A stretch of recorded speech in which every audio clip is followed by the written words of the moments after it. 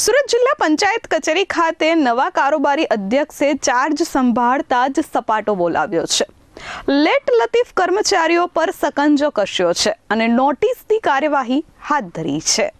સુરત જિલ્લા પંચાયત કચેરી ખાતે આવતા લેટ લતીફ કર્મચારીઓ સામે સપાટો બોલાવવામાં આવ્યો છે. સુરત જિલ્લા પંચાયતના કારોબારી અધ્યક્ષ બ્રિજેશ પટેલ દ્વારા સરપ્રાઇઝ ચેકિંગ હાથ ધરવામાં આવ્યું હતું. ચાર્જ સંભાળતા જ પ્રથમ દિવસે ચેકિંગ કરવામાં આવ્યું હતું, જ્યાં સમયસર ન આવતા સરકારી કર્મચારીઓ સામે જિલ્લા પંચાયતના કારોબારી અધ્યક્ષનું કડક વલણ સામે આવ્યું હતું.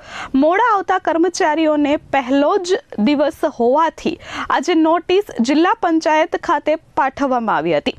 લોકસેવાના અનેક કાર્યો થતા હોવા છતાં કર્મચારીઓ મનમરજીથી આવતા હોવાની વ્યાપક ફરિયાદો સામે આવી હતી. આ ફરિયાદોને ગંભીરતાથી લઈ આજે 10:30 કલાકે કચેરીમાં ખાસ ચેકિંગ હાથ ધરવામાં આવ્યું હતું, જ્યાં 11 વાગ્યા સુધી પણ કર્મચારીઓ પોતાના નિયત કામગીરી સ્થળ પર પહોંચ્યા નહોતા.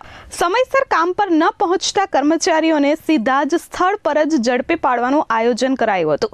કર્મચારીઓના લેટ લતીફીના કારણે દૂર દૂરથી આવતા અરજદારો અને સામાન્ય જનતાને ભારે હાલાકીનો સામનો કરવો પડે છે. સરકારી નિયમોનું પાલન ન કરનારા કર્મચારીઓને શિસ્તના પાઠ ભણાવવા માટે આ પગલું ભરવામાં આવ્યું છે. કારોબારી અધ્યક્ષના આ આક્રમક વલણથી લેટ આવતા કર્મચારીઓમાં ભારે ફાડ પડી છે.